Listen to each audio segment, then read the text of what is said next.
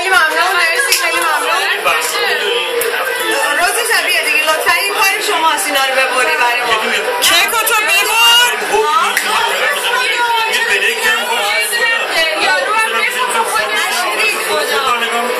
اسنک میکنیم خانم ها نشان میگیریم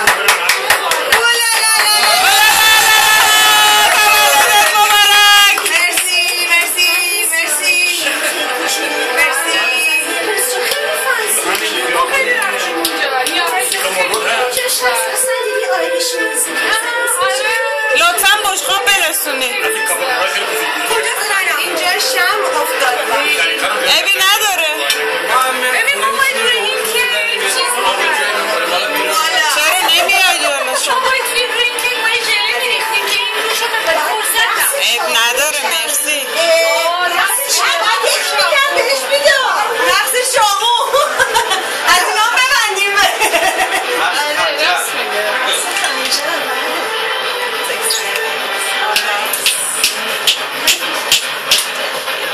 الان از حول رقص نمیتونه اونو ببره. الان باید برم بالای میز. کار میکنیم با من نمیتونم کیک ببرم الان. تو کیکی بخور. نمیشه. باید شوگر رو بخوریم نمیشه. از اینا بیارین لطفا.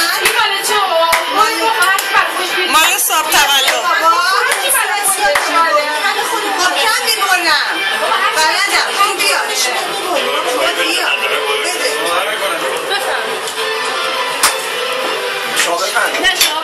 رقص قبل کیکه بعد بعدشه که بسوزونی. بعد کیکه بله. بعد کیک سنگین میشه موقع دیگه. همین من میگم. بعد ما کیک اضافه میکنیم.